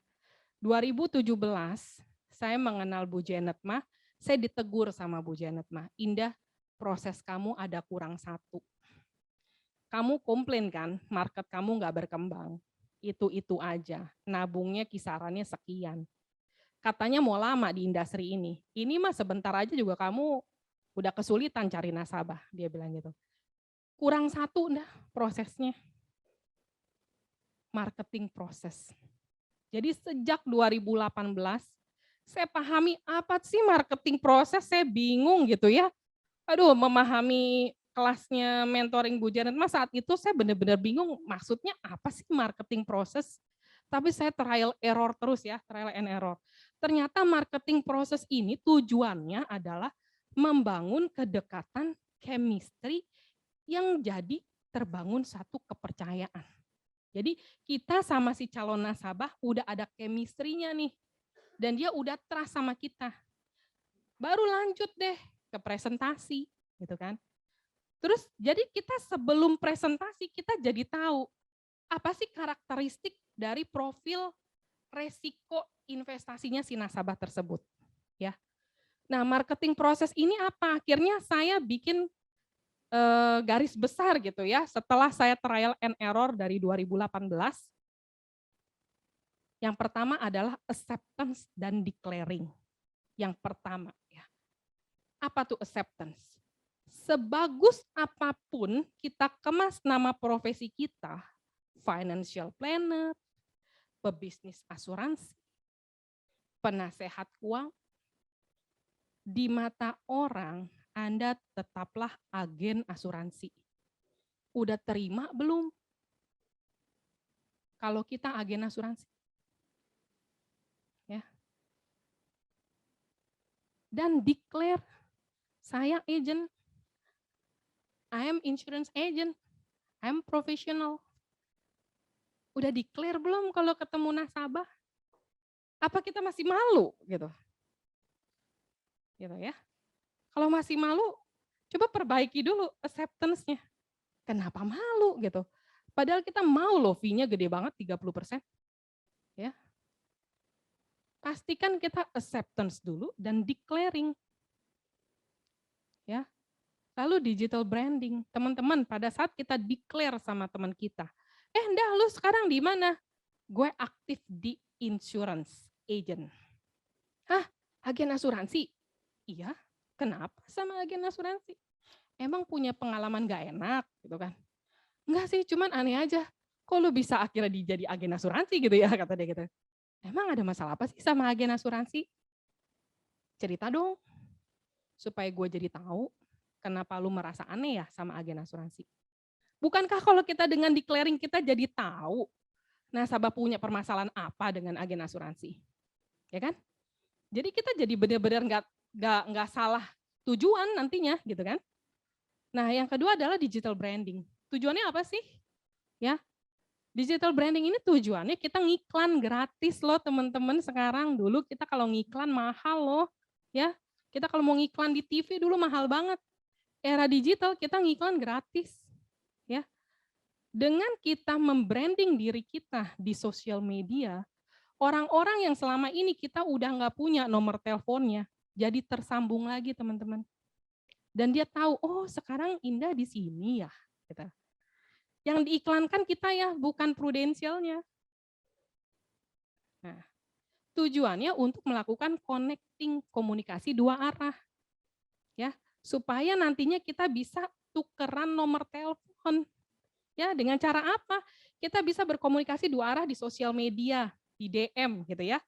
Terus alur komunikasi sudah mulai cair dan luas, baru deh kita lanjut ke pertemuan. Ya, udah enak, chemistry-nya udah dapet, udah terkonek gitu ya. Nah, kita bisa deh lanjut ke pertemuan online maupun offline. Nah, ini adalah digital educating yang saya lakukan. Ini konten-konten ringan. Tapi dari kayak gini saya dapat nasabah loh teman-teman. Nasabah-nasabah saya udah lama banget nggak connect sama saya, gara-gara polisnya lapse. Gara-gara itu tuh, yang mana ya? Unboxing asuransi buat orang yang nggak mau rugi gitu ya. Atau yang mana ya? Oh gini nih, dapat uang besar tanpa harus meninggal dulu. Ya, gara-gara itu, nasabah saya yang lapse, nelpon saya. Dia bilang, dah emang ada ya asuransi tanpa harus meninggal dulu keluar uang besar? Ada. Kok lu nggak pernah jelasin ke gue yang kayak begitu? Atau lu udah nggak di Prudent? Masih di Prudent. Oh gitu. Boleh dong ke rumah? Boleh. Saya ke rumahnya teman-teman, polisnya lab semua karena dia memang bangkrut usahanya. Saya tanya, sekarang usaha udah nggak bangkrut gitu kan? Gue baru dapat warisan dah gede banget kata dia. Wah, alhamdulillah gitu kan. Kalau nggak ada ini, dia nggak ngasih tahu loh dia dapat warisan gitu kan. Dia pasti menghindari gue untuk tidak mengaktifkan polisnya, ya nggak sih? Gara-gara ini dia minta ketemu di rumahnya. Oke, lu mau buka yang ini boleh, yang lama diaktifin lah. Sayang kan kartu rumah sakitnya. Iya ndak, kebetulan gue baru dapat warisan lumayan banget kata dia. Gue bayar deh untuk anak-anak langsung 3 tahun. Oke gitu kan. Yang ini kayak gimana ndak, gue penasaran banget. Apa sih teman-teman dapat uang besar tanpa harus meninggal dunia? Produk apa? PCB 88 kan? Nah, saya terangin. Ambil teman-teman suami istri. Ya. Terus dia bilang, kalau asuransi buat orang yang nggak mau rugi ada nggak? Ada. Ambil juga teman-teman, ya. Jadi pulang-pulang saya dapat 200 juta API. Ya. Jadi gara-gara begini nih teman, begini doang gitu kan. So artinya memang nggak selalu sih dapat gitu ya. Tapi paling tidak orang-orang yang sudah tidak terkonek sama kita, gara-gara postingan kita menggelitik, dia jadi penasaran. Gitu ya. Oke. Terus tujuannya ini teman-teman, ya yang tadi saya lakukan marketing, accepting, declaring, digital branding, tujuannya tuh ini, meet and greet. Pada saat udah bisa meet and greet, artinya dia sudah trust sama kita. Artinya kita sudah bisa melakukan yang namanya presentasi. Ya, jadi kalau nggak lakukan kayak gini zaman sekarang, kira-kira orang pada saat, gue mau ketemu dong sama lu, mau ngapain, mau ketemu aja, ya udah ketemu. Gue mau survei ya, gitu kan, survei. Oh iya bagus. Oke dah, nanti gue kabarin ya. Habis itu nggak bisa dihubungin lagi. Ya kan? Bukan itu kan? Kembali lagi ke awal. Kita kan nggak mau dong reputasi kita buruk. Image kita buruk. Gimana caranya? Ya jangan menjadi orang yang menyebalkan. Kalau kita balikin gitu, kita sama orang misalnya Herbalife gitu ya. Dah mau ketemu dong. Iya, yo ketemu gitu kan, ketemu. Dah, lu kan gemuk banget dah. Ada kira-kira kalau kita digituin, aduh, lu harusnya bilang, kok langsingan dah dikit gitu kayak ya. Kan lu gemuk banget dah. Ada lu bisa untuk gak gemuk. Ya gue suka kalau badan gue gemuk. Ada juga untuk tambah gemuk. Dalam hati gue nyebelin banget sih nih orang. Nyebelin gak? Ya kita jangan jadi orang kayak begitu. Kira-kira kita mau beli gak kira-kira? Enggak kan? Ya makanya kita jangan jadi orang seperti itu gitu. Oke. Nah, setelah kita udah dapet trust-nya, connecting, sudah dapat chemistry, baru deh kita nasehatin dia dengan edukasi. Mana ada sih orang yang mau dinasehatin, dikasih duit mau gitu kan. Kalau dinasehatin nggak mau. Asuransi semua orang mau loh. Yang nggak mau tuh nggak mau bayarnya. Kalau gratis dia mau. Nah gimana caranya orang mau bayar? Makanya menangkan dulu hatinya di awal. Baru kita melakukan yang namanya edukasi. Kita kasih tahu bahwa dalam hidup ada 3 resiko kehidupan, ya, meninggal terlalu cepat seperti kisah hidup saya. Saya cerita tuh kalau meninggal terlalu cepat seperti apa. Seperti gue kecil, Say. Lu inget gak sih gue hilang dari peredaran? Iya, tuh kenapa? Gak enak ditinggal bapak masih SMP. Jangan sampai anak kita kejadiannya sama kayak gue. Oh gitu ya Anda. Ya kan kita bisa cerita, meninggal terlalu cepat resiko. Sakit berat berkepanjangan resiko. Hidup terlalu lama juga resiko kalau nggak disiapkan dana pensiunnya. Ya, hal inilah yang kita ingetin ke nasabah, karena ketiga hal ini dapat menyebabkan dampak finansial yang sangat besar. Lalu setelah dia paham, kita review deh polisnya, kita review bagaimana kesehatan keuangannya dia, bagaimana proteksi yang dia punya. Kita tanyakan bagaimana hospital cover kamu, sudah pakai dari mana? Kalau dia bilang, dah gua tuh udah nyaman banget loh pakai BPJS. Udah pernah coba klaim, udah orang tua gue pakai BPJS semua lancar. Oke, pertahankan BPJS-nya. Jangan sampai mati. Kamu udah naik level dong berarti ke proteksi penghasilan. Apa tuh? Kita kasih penjelasan. Kan kalau BPJS masuk rumah sakit dibayarin semua. Kalau sakitnya ringan no problem. Kalau sakitnya kanker, pulang dari rumah sakit. Kita kan butuh makan toh, kita butuh uang sekolah anak segala macam, kita nggak kerja. BPJS mau nanggung nggak semuanya? Enggak. Lah itu siapa yang nanggung? Ya iya sih ya. Makanya lu perlu yang namanya proteksi penghasilan. Jadi kita jangan juga orang udah punya BPJS, dia suka banget BPJS, kita tawarin, maksa tawarin black card, pelan-pelan teman-teman. Tawarin dulu di atasnya, nanti balik lagi ke bawahnya. Seperti itu. Lalu kalau memang dia udah punya proteksi penghasilan, ya tawarin rencana waris, kita punya kok perwaris. Ya. Oke. Nah, tujuan dari semua itu adalah mendapatkan trust, kita memenangkan kepercayaannya nasabah. Dengan kita memenangkan kepercayaannya nasabah ke kita, maka dia mengakui integritas kita. Dia jadi paham apa yang dibeli, dia menghargai polisnya, dia komitmen untuk bayar preminya, dan terjadilah strong closing. Nah, resultnya teman-teman ya, sejak pertama kali menerapkan metode ini di pertengahan tahun 2018, setiap orang yang saya sudah temui, ya, entah dia buka polis atau belum, semuanya masih mau ditemui lagi, ya. Dan hubungan tetap baik, no delcon, no dijauhi, no blacklist teman-teman, ya. Closing ratio pun meningkat signifikan. Dan banyak sekali dapat rekomendasi, bukan sekedar referensi. Chapter terakhir teman-teman, udah capek ya. Chapter terakhir nih teman-teman ya. Nah, My MDRT Story ya teman-teman. Ini waktu saya menghadiri September tahun lalu ya. September tahun lalu di Sydney. Nah, MDRT itu buat apa sih gitu ya. Capainya kan susah. Karena nasabah harus bayar tahunan. Nggak dapat reward jalan-jalan lagi, ya. Kalau pergi meeting bayar, ya, nggak gratis teman-teman yang itu. Terus terlalu asik jualan nanti lupa ngembangin bisnis pro. Ini kondisi 2017 saya waktu saya menjadi agency director critical illness, saya bilangnya. Kenapa? Karena saya nggak dikenal saat itu, apalagi diundang sebagai pembicara, ya. Semua AAD nggak jalan, emosi, gitu ya. Cash flow berdarah-darah. Mau aktivitas tapi dana terbatas, boro-boro bangun grup berkualitas. Beli nasi kotak untuk meeting unit Sabtu aja saya empot-empotan, gitu ya. Hutang mulai numpuk, anak harus tetap sekolah, menanggung 2 keluarga. Satu persatu agen pun yang direkrut muntaber. Sempat berpikir untuk berhenti dari bisnis asuransi. Untungnya saat itu juga kami berkenalan dengan MDRT. Saya ingat banget di OV waktu itu 2017, saya berkenalan dengan MDRT pada saat Bu Janet Mah diundang di sini. Saya putuskan hari itu untuk menjadi positif kembali di Prudential. Ya, 2018 saya mulai menekuni apa itu MDRT, saya ikut mentoringnya Bu Janet.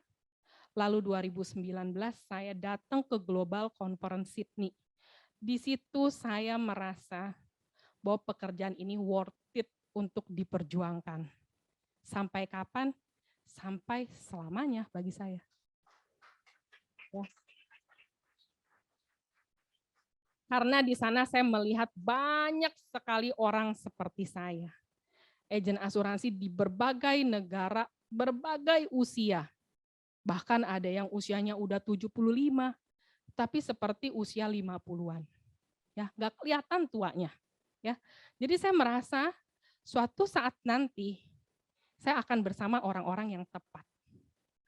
2020 dipercaya sebagai MDRT Mentor Prudential dan menjadi pembicara di berbagai agensi maupun perusahaan asuransi selain Prudential.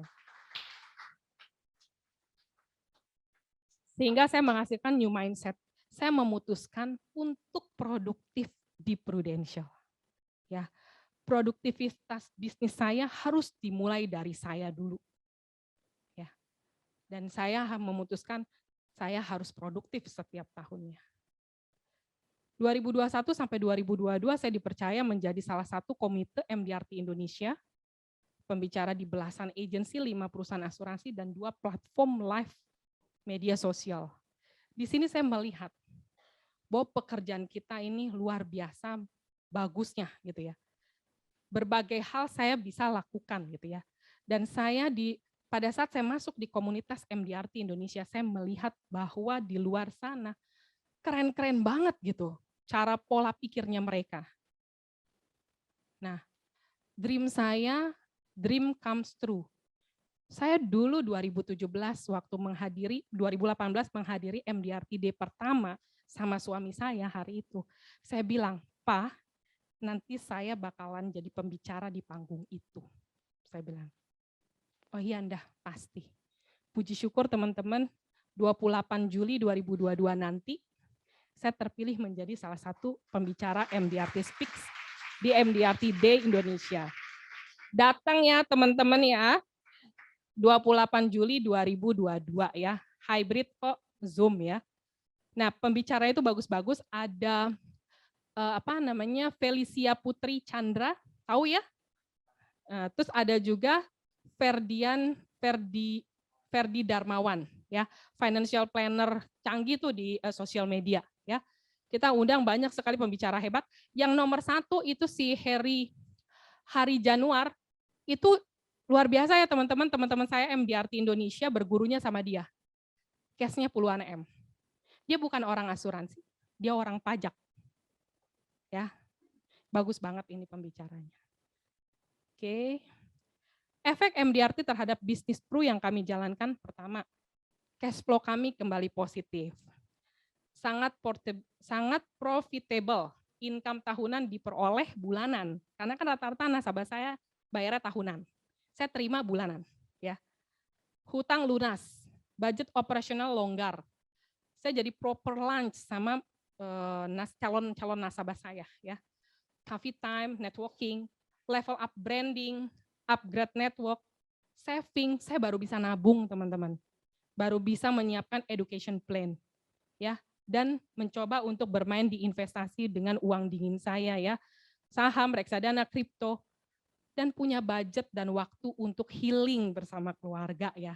Jadi benar-benar ternyata konsep manusia seutuhnya akhirnya saya dapatkan teman-teman. Setelah saya melalui beberapa tahun di industri ini dan mengikuti komunitas MDRT. Ini yang terakhir teman-teman. Bisnis itu bukan tujuan, melainkan kendaraan untuk mencapai tujuan hidup. Ya. MDRT ibarat mesin turbo yang dipasangkan di kendaraan tersebut. So, meraih MDRT memang tidak mudah, tapi sangat layak diperjuangkan. Terima kasih teman-teman. Saya Indah Mulyasari, 5 tahun MDRT member. Terima kasih. Aplaus Ibu Indah.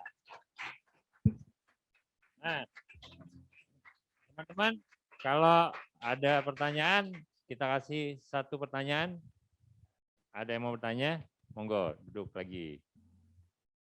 Ada yang mau tanya? Udah ini semua nih kayaknya Bu Indah. Udah siap ke New York semua kayaknya. Amin, amin, amin. Ya kan, amin. Gitu. Ada? Oh, Oke. Ada. Ya Bu Lia. Saya dari Lia mau nanya sama Indah. Tadi kan sebelum masuk ke percakapan ada connect dulu ya. Paling kapan Indah mulai masuknya gitu, atau misalnya pada saat agenda ketemu calon nasabah itu udah ada agenda yang dibicarakan nggak, bahwa mau ngomongin insurance, mau update gitu kan. Biasanya kan saya suka pakai cara-cara standar tuh gitu loh. Atau misalnya mungkin teman kita yang belum closing tuh mungkin kita katakan kita mau revisiting lagi, kita mau update, itu biasanya cara standar saya. Apakah Indah kepada orang yang sama, mungkin teman-teman yang belum closing cara pendekatannya seperti itu, atau ada strategi yang lain? Terus orang yang baru juga seperti apa gitu, apakah langsung insurance? Untuk orang yang baru ketemu nih, misalnya orang tua murid gitu ya, belum masuk sama sekali nih, kan ada nih mungkin beberapa teman-teman yang udah dulu pernah ditemuin, belum, terus ditemuin lagi. Nah itu apa tuh agendanya? Oke, thank you. Oke, Bu Lia, thank you pertanyaannya. Yang saya lakukan sebetulnya simple, Bu Lia. Saya lakukan setiap hari melakukan pekerjaan yang happy ya, Bu Lia. Karena pekerjaan ini kalau nggak dilakukan happy, nanti komisinya nggak masuk-masuk gitu. Karena kita mikirnya selalu, aduh gimana ya, akhirnya kita nggak bersyukur gitu ya. Yang saya lakukan setiap hari itu saya selalu melakukan komunikasi sama siapapun. Misalnya saya mau sama orang tua murid, ya saya komunikasi sama orang tua murid. Ya saya kebetulan jadi korlas ya. Kenapa saya jadi korlas? Supaya saya tahu nomor telepon mereka dan saya jadi komunikasinya lancar sama mereka, ya kan? Saya ingetin, nanti besok ada ini ya, nanti bawa ini ya, gitu ya. Saya yang selalu ingetin. Jangan lupa nanti ada tema ini, udah siapin ini belum, gitu ya. Itu yang saya lakukan saat ini dulu, gitu ya. Karena saya pun nggak kenal mereka, apalagi pandemi kemarin, saya nggak pernah ketemu, saya nggak tahu orangnya seperti apa. Jadi saya lagi membangun hubungan, gitu ya. Lalu kapan kita ngomongin asuransi? Ya, pada saat saya sudah enak ngobrol sama dia, dan dia tahu banget saya agen asuransi. Karena semuanya saya kasih Instagram saya bilang, Bunda main Instagram nggak? Main. Follow dong, gitu kan. Nah, follow. Saya nggak perlulah memperkenalkan saya kerja di Prudential sejak ini, nggak perlulah gitu ya. Biar dia lihat sendiri di Instagram saya. Karena saya iklannya di Instagram. Nah, setelah itu dia bilang, Bunda di asuransi. Asuransi apa Bunda? Prudential gitu kan. Saya dulu agent Prudential loh Bunda. Wah, hebat banget. Udah masih aktif nggak? Enggak, langsung bubar. Kenapa? Enggak banget ya jadi agent. Bunda udah berapa lama? Udah lebih dari 10 tahun. Wow, gila. Kok bisa ya lebih dari 10 tahun? Tapi ngomong-ngomong kamu agent Prudential punya polis nggak? Langsung aja tanya. Ya kan dia udah tahu siapa saya. Punya. Tapi sekarang agentnya jadi leader saya. Tetap dipertahankan ya. Mau nggak saya reviewin polisnya? Itu yang saya lakukan, tetap membangun connecting. Jadi saya komunikasi sehari itu 5 sampai 10 orang. Ngobrol aja, nggak ngobrolin asuransi. Tapi saya pengen deket sama mereka. Kalau pada saat ngobrol orangnya nyebelin, saya nggak mau sapa orang itu lagi. Ngapain masih jadi teman aja udah nyebelin, apalagi jadi nasabah gitu kan. Saya nggak mau, ini orang nyebelin banget gitu kan. Saya nggak kepoin dia lagi gitu ya. Yang saya konsistenkan setiap hari, saya melakukan komunikasi kepada 10 orang. Ya. Lalu saya ngomongin asuransi kepada 2 orang. Kepada siapa? Boleh kepada 10 orang itu, boleh kepada yang lain yang sudah saya lakukan komunikasi. Apa hasilnya? Pasti ada dong. Ya kan? Terus bagaimana saya memulai ngomongin asuransi? Saya ambil satu contoh, boleh enggak? 5 menit ya.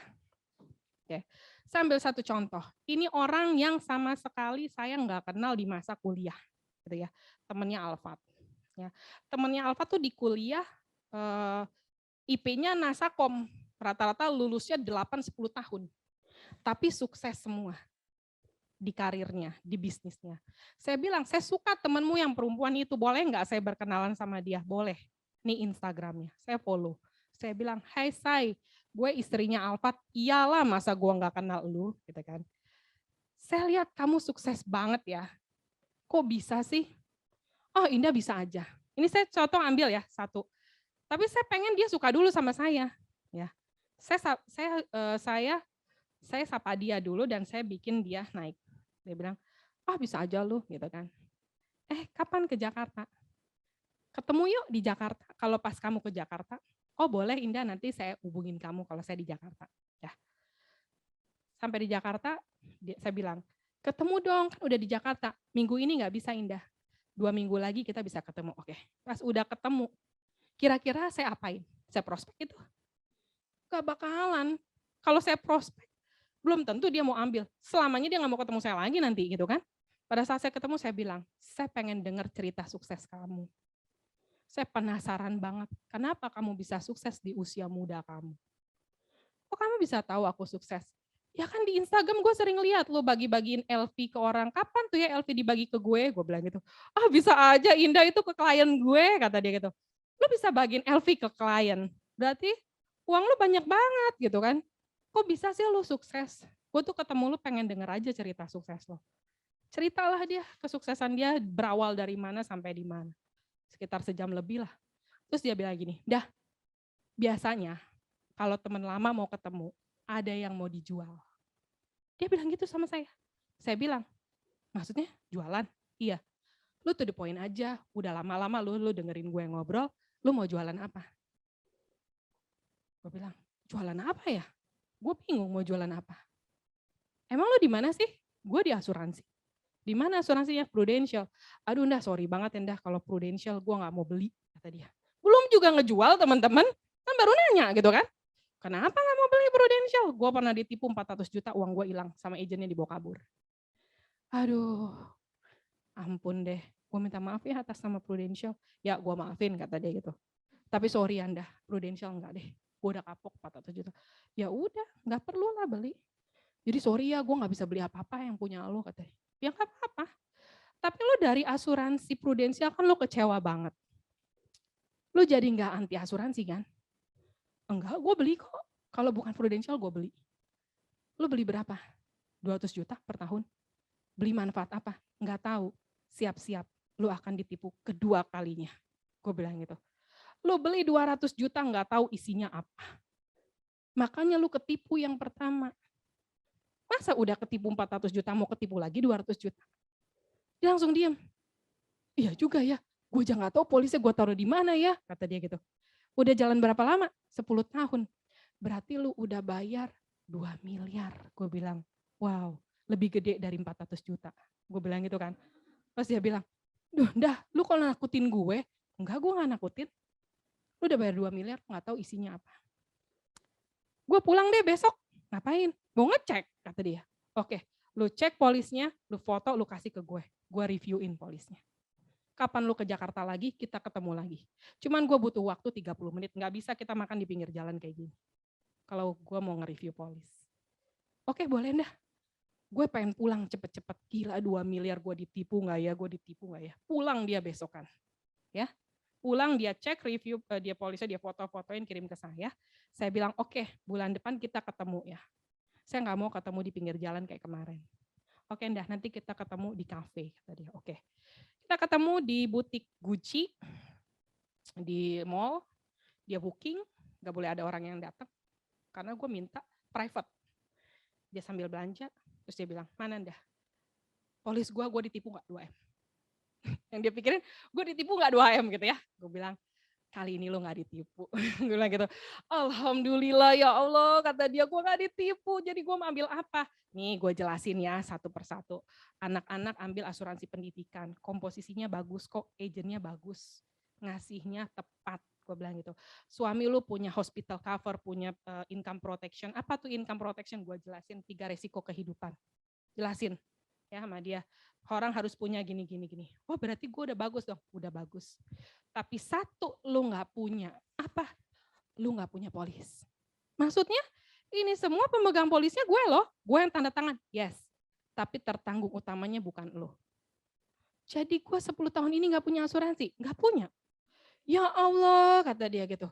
Jadi gue nggak punya asuransi, untung gue belum sakit, kata dia gitu kan. Iya, jadi gue harus gimana? Harus punya. Lu siapin nggak Ndah? Siapin. Ya udah sini gue tanda tangan. Ingat dia waktu sebulan lalu dia bilang kalau Prudential gue nggak mau. Kok beli? Kenapa? Karena dia merasa kebantu. Oh, yang gue beli gue nggak ditipu, gue nggak disuruh tutup sama Indah 2 miliar. Tetap lanjutin. Jangan 10 tahun, bayar terus. Saya bilang, unit link nggak bisa dibayar cuma 10 tahun. Ya udah saya siapin, tanda tangan, langsung bayar. Artinya apa? Ambil satu benang merah ya. Produk kita bagus banget ya. Produk kita tuh bagus banget. Kenapa kita bisa bilang bagus? Karena setiap minggu kita di training. Ya. Nasabah nggak pernah di training. Jadi nggak tahu bagus apa enggak. Nasabah akan merasa mau dengar penjelasan kita di saat dia siap. Kapan dia siap?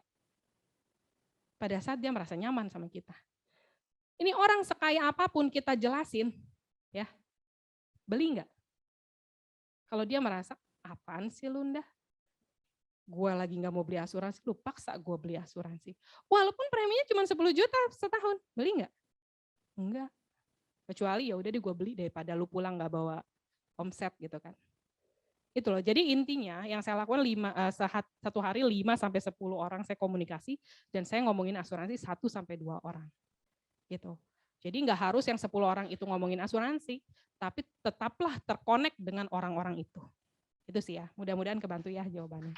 Oke, terima kasih Bu Indah. Saatnya sertifikat Bu Indah, silahkan.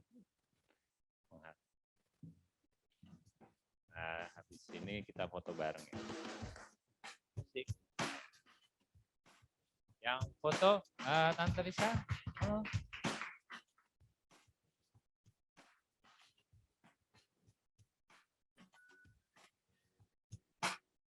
Kita undang sposnya apa tuh?